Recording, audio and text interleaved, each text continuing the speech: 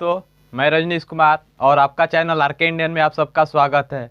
दोस्तों, आज साइंस का एक बेहतरीन टॉपिक लेकर आया हूं जिसका नाम है मस्तिष्क यानी ब्रेन के बारे में हम लोग जानेंगे। दोस्तों, ब्रेन के बारे में हम लोग को जानना बहुत ही आवश्यक है क्योंकि हम लोग समझते हैं कि ब्रेन एक है, लेकिन ब्रेन में कई भागे होती हैं जो हर काम को अलग अलग ब्रेन करता है। हम लोग ये देखेंगे कि कौन सा भाग कौन सा कार्य करता है, ब्रेन का कौन सा हिस्सा कौन सा कार्य करता है, शरीर को बनाए रखने में कौन सा हिस्सा कार्य कर रहा है, दिल को धड़कने में कौन सा हिस्सा काम कर रहा है। जैसे दिल का धड़कता है, प्यार होता है, मोहब्बत होता है, तो कौन सा हिस्सा कार्य करता है इस ब्रेन को, तो हम लोग इसी के बारे में इस टॉपिक में हम लोग देखेंगे। तो पहले देखेंगे ब्रेन। तो ब्रेन से पहले एक नर्वस सिस्टम होता है। नर्वस सिस्टम का मतलब यह होता है तंत्रिका तंत्र, जो हमारे शरीर को सूचनाएं आदान प्रदान करती है ना, तो इस तंत्र को नर्वस सिस्टम कहते हैं। जैसे हमारे शरीर को टच करते हैं, आग को तो ब्रेन तक ले जाती है, ये कौन सा हिस्सा कार्य कर रही है? नर्वस सिस्टम यानी तंत्रिका तंत्र। अब ब्रेन को जो ब्रेन सोच रहा है वो हमारा हाथ कार्य कर रहा है, गोड़ पैर कर रहा है। जब तक ब्रेन नहीं सोचेगा तो हम चलते फिरते नहीं रहेंगे, ब्रेन काम करना बंद कर देगा तो हमारा हाथ पैर भी चलना बंद कर देगा। तो इसीलिए हमारे शरीर को ब्रेन क्या करता है? कार्य करवाता है। सब ब्रेन को क्या कराता है? कार्य कराता है। देखिए कैसे, तो नर्वस सिस्टम को क्या कहते हैं? नर्वस सिस्टम यानी तंत्रिका तंत्र। चलिए देखते हैं। तो ब्रेन तीन भागों में बांटा गया। एक है अग्र मस्तिष्क, एक है मध्य मस्तिष्क, एक है पश्च मस्तिष्क। इंग्लिश में इसको फोर ब्रेन, इसको मिड ब्रेन, इसको हिंड ब्रेन कहा जाता है। इसको फोर ब्रेन, इसको मिड ब्रेन, इसको हिंड ब्रेन कहा जाता है। Hind brain.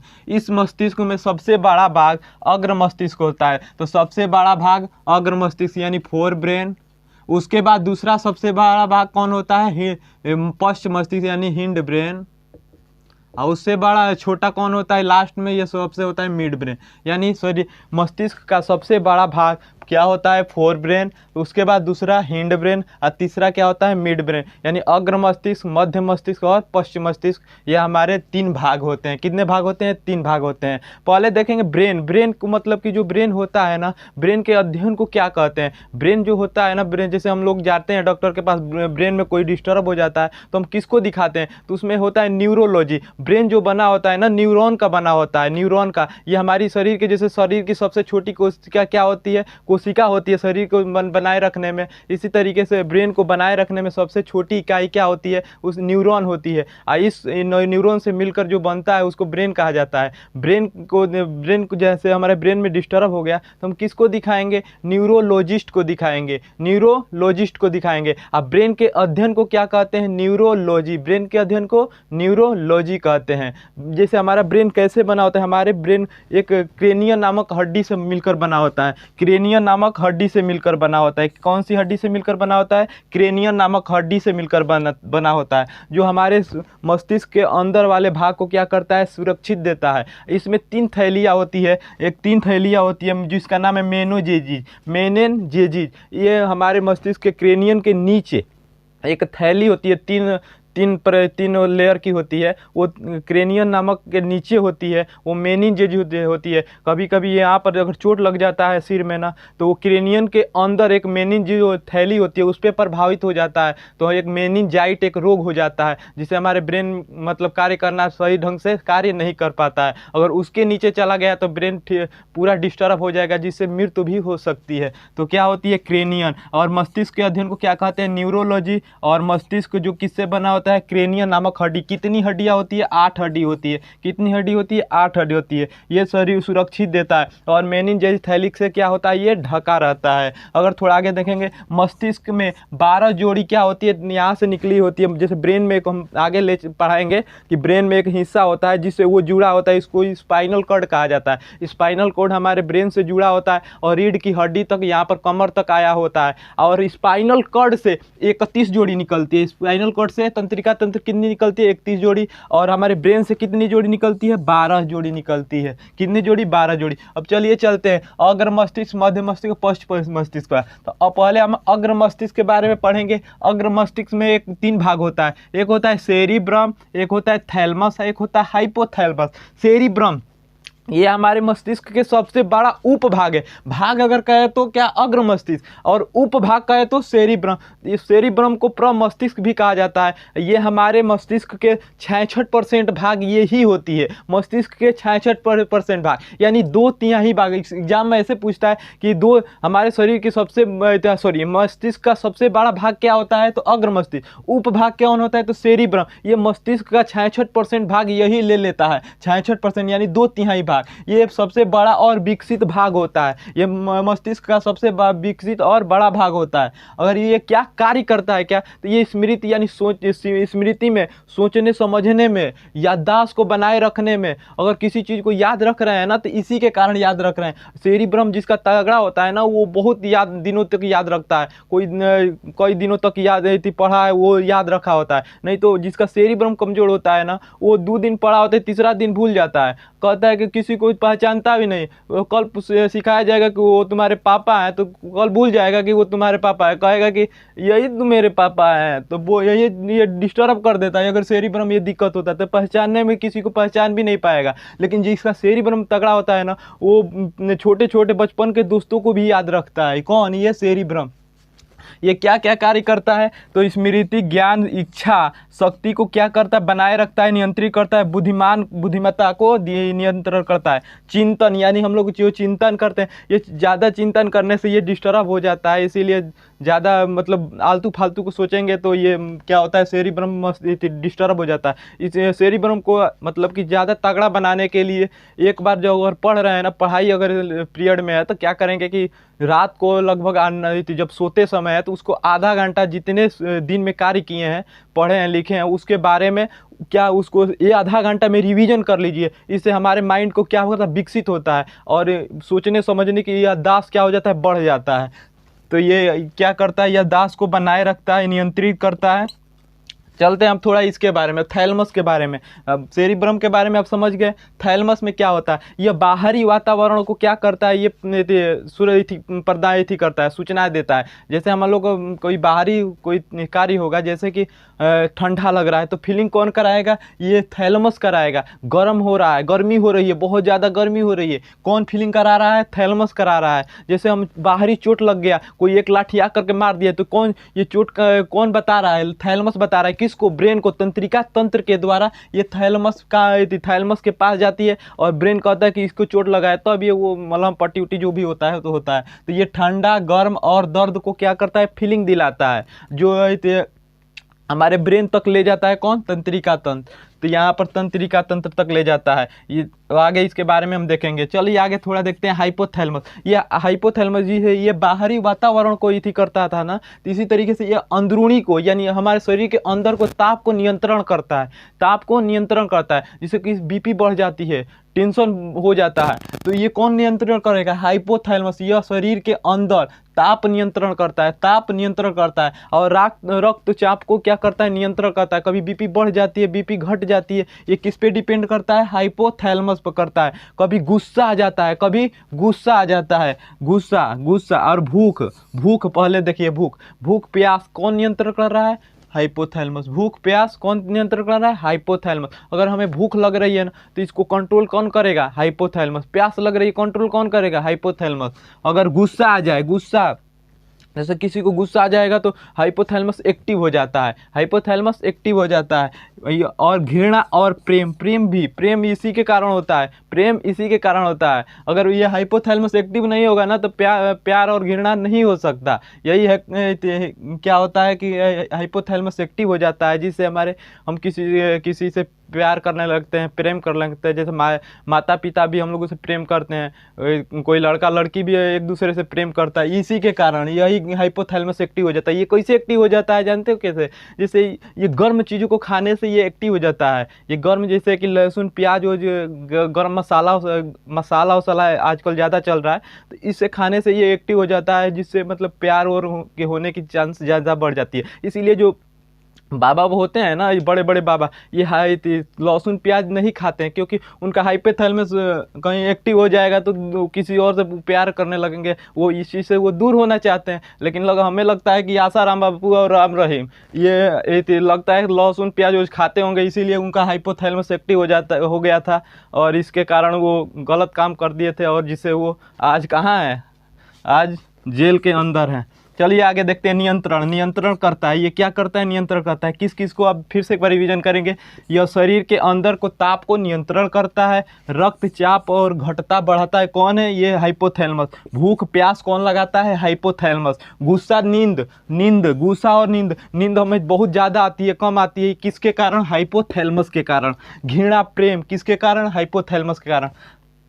इसे इमोशन सेंटर भी कहा जाता है, जिसे हम लोग को बहुत ज़्यादा इमोशन हो जाते हैं किसी के कारण, वो क्या होता है, यही कंट्रोल करता है, कौन, हाइपोथैलेमस। इसको इमोशन सेंटर भी कहा जाता है, हाइपोथैलेमस को इमोशन सेंटर भी कहा जाता है। चलिए आगे देखते हैं, अब थोड़ा इन तीनों के बारे में रिवीजन कर लेते हैं। अग्र मस्तिष्क के 3 भाग, सेरिब्रम, थैलेमस और हाइपोथैलेमस। सेरिब्रम हमारे सोचने समझने की इच्छा को क्या करता है, कंट्रोल करता है। वहीं थैलेमस बाहरी वातावरण को कंट्रोल करता है, जैसे कि गर्म ठंडा दर्द किसको कंट्रोल करता है, ये बाहरी वातावरण को कंट्रोल करता है। और हाइपोथैलेमस हमारे शरीर के अंदर वाले भाग को, ताप को नियंत्रण करता है। घृणा प्रेम प्यास भूख ये सब कौन नियंत्रण कर रहा है, ये हाइपोथैलेमस कर रहा है। चलिए थोड़ा देखते हैं अब मध्य मस्तिष्क की।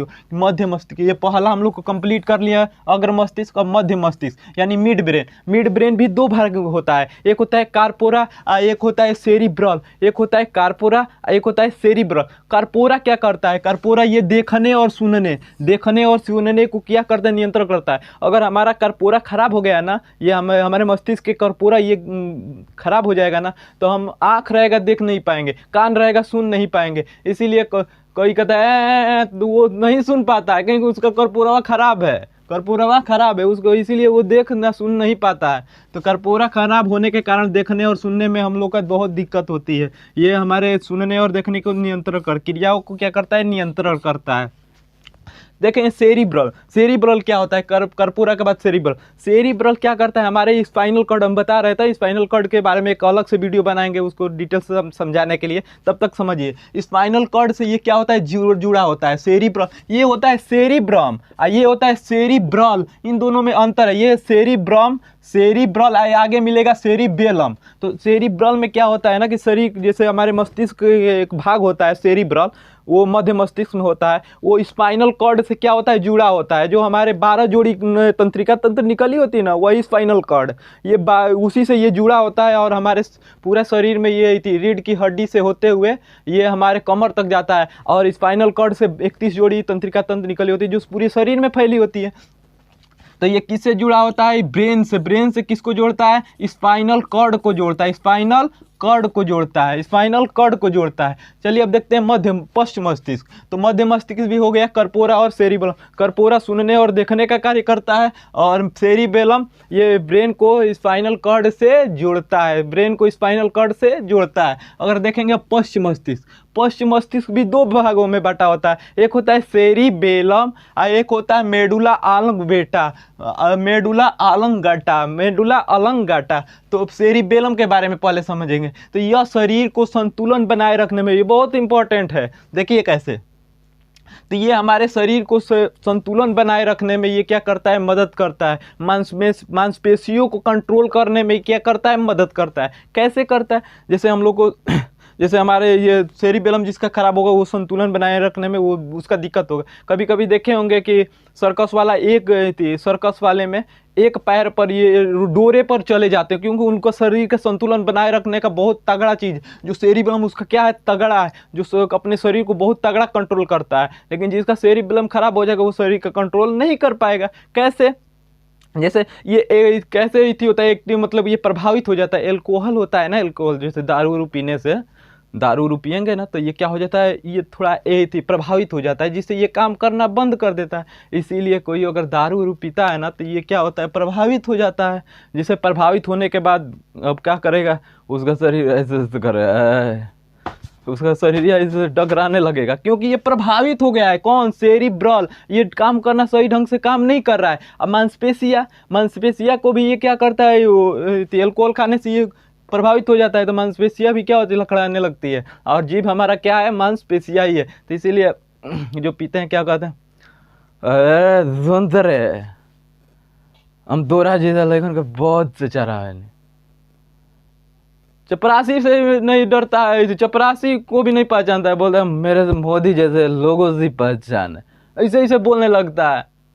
यही सेरिबेलम प्रभावित हो जाता है। किससे? ये दारू उरू पीने से ये प्रभावित हो जाता है, जो हमारे शरीर को संतुलन बनाए रखने में और मांसपेशियों को नियंत्रण करने में ये कार्य करता है। जो अल्कोहल लेने से क्या हो जाता है, प्रभावित हो जाता है। इसीलिए हमें शरीर को संतुलन, पीने वाले लोग शरीर को संतुलन नहीं बना पाते हैं और लटपटा कर बोलने लगते हैं, और लटपटा कर बोलने से बड़े बड़े बात भी बोलने लगते हैं। यही कारण है, सेरिबेलम को प्रभावित हो जाता है। तो दारू पीने वाले को क्या प्रभावित करता है, कौन प्रभावित हो जाता है? सेरिबेलम।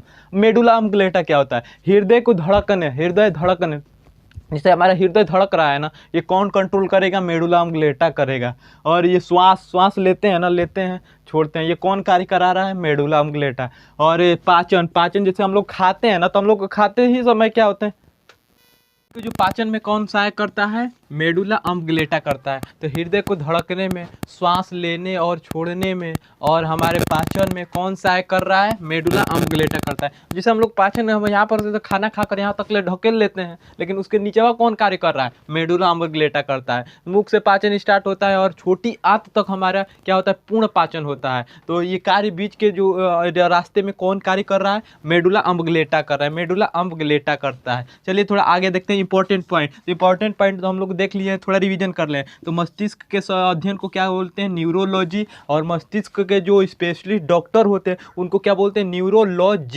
न्यूरोलॉजिस्ट। और मस्तिष्क किस हड्डी से मिलकर बना होता है? क्रेनियन नामक हड्डी से मिलकर बना होता है। जो कितनी हड्डियाँ होती है? 8 हड्डी होती है। कितनी होती है? 8 हड्डी होती है। सुरक्षित देता है हमारे मस्तिष्क के जो नीचे अंदर जो मस्तिष्क है, जो ब्रेन है, उसको सुरक्षित देता है ये क्रेनियन नामक हड्डी। और ये मेनिन्जेजी क्या है? मेनिन्जेजी की ये थी है, थैली है जो हमारे मस्तिष्क को जो ढकी रहती है। 3 लेयर की एक थैली होती है जो मस्तिष्क को क्या होती है? ढकी रहती है। यही कभी कभी शरीर में चोट लग जाने, माथे कोई लाठी मार दिया, चाहे कपार फट गया, चाहे ईंटा कोई चला दिया, चाहे आम तोड़ते समय ईंट गिर गया, तो ये कहाँ तक जाता है? ये ऊपर तक क्रेनियन नामक हड्डी तक जाता है।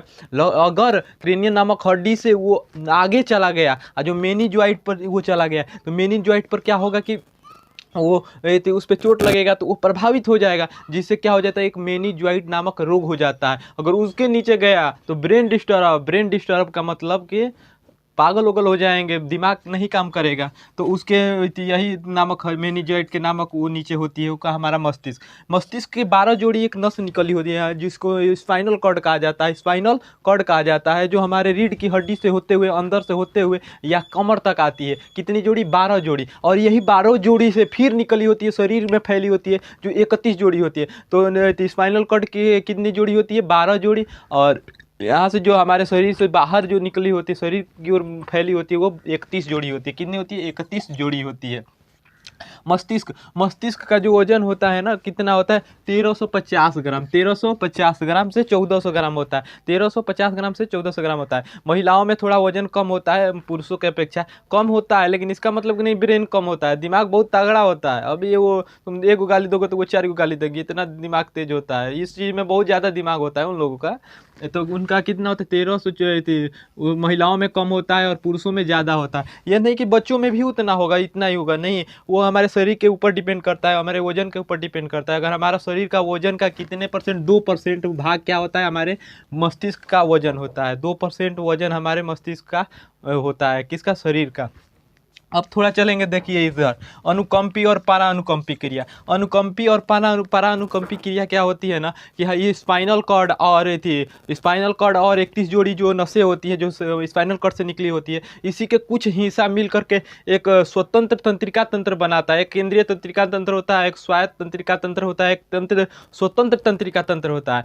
तो स्वतंत्र तंत्रिका तंत्र जो होता है ना, उसी का भाग अनुकंपी और पारा अनुकंपी क्रिया होती है। जो अचानक अचानक होने वाली क्रिया को ही नियंत्रण करता है। अब अनुकंपीय परानुकंपी क्रिया, कभी कभी अगर रात में आप गए होंगे ना कहीं, जाइएगा देखिएगा रात में अगर वहाँ पर आपको फीलिंग होता है कि वहाँ पर भूत उतर रहता है, तो वहाँ पर जाएंगे ना तो जब सुन आवाज आने लगती है और आप डर जाते हैं, जिससे हमारे आंख बड़े हो जाते हैं, रोंगटे खड़े हो जाते हैं, हाथ पैर कँपने लगता है, और दिल धड़कन क्या होती है बढ़ जाती है, बीपी बढ़ जाती है, और हम लोग का पसीना आने लगता है। तो वो क्या होता है, अनुकंपी अचानक क्रिया बढ़ जाती है, अचानक हो जाती है, और उसी में छन छन छन छन छन छन करने लगे तो अब आदमी अब मतलब कि लगता है कि हार्ट अटैक होगा, अब मर जाएगा, अब ऐसे होने लगता है। तो अब मरने ही वाला होता है तो पीछे सोचता है कि थोड़ा एक बार, तो उसी समय कोई आकर तो आपके पीछे बिटिया पर हाथ रख दे, तो अब क्या करेंगे, अरे बाप रे अब तो जान ही निकल गया।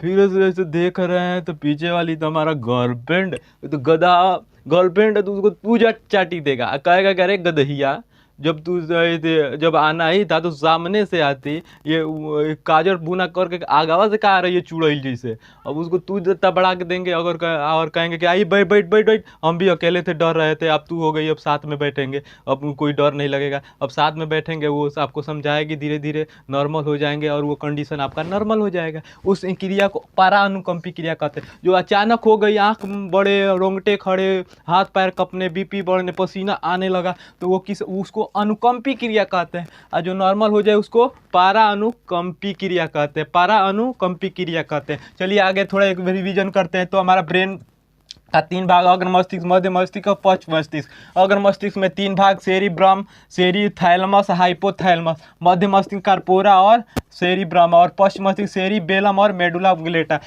सेरिबेलम में हमारे मस्तिष्क के उप भागों में सब सेकेंड बड़ा भाग होता है, सबसे बड़ा सेरिब्रम होता है और सेकेंड सेरिबेलम होता है। ये ऐसे याद रखिएगा, सेरिब्रम, सेरिब्रल और सेरिबेलम, तीनों में कंफ्यूज मत होइएगा।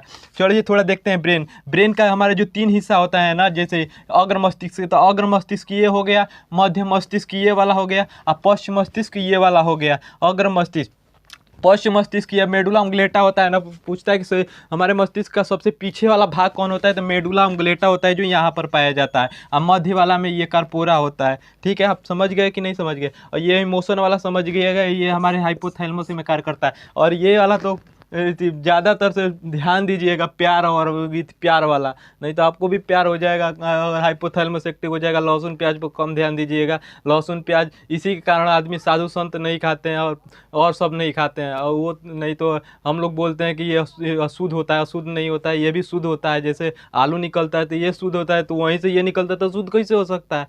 लहसुन प्याज इसी के कारण नहीं खाया जाता है, ताकि कि वो आपका हाइपोथैलेमस एक्टिव ना हो। अगर ये एक्टिव हो गया तो प्यार घृणा होने लगेगा, आप भी डिस्टर्ब हो जाएंगे इसी के कारण। अगर आपको ये वीडियो अगर अच्छा लगी हो तो लाइक, सब्सक्राइब और इस चैनल को सपोर्ट जरूर कीजिएगा, और अपना प्यार हमें इस कमेंट में ज़रूर दिखाइएगा। आपके लिए 2 क्वेश्चन एक अंतिम में दे रहे हैं कि आप कमेंट में ज़रूर दिखाइएगा कि हमारे मस्तिष्क का सबसे बड़ा भाग कौन सा है, सॉरी हमारे मस्तिष्क का सबसे बड़ा उपभाग कौन सा है। आप कमेंट में इसका उत्तर दीजिएगा, और एक उत्तर दीजिएगा कि हमारे मस्तिष्क का वजन कितना से कितना होता है। आप कमेंट में ज़रूर इसका उत्तर दीजिएगा। जय हिंद, जय भारत।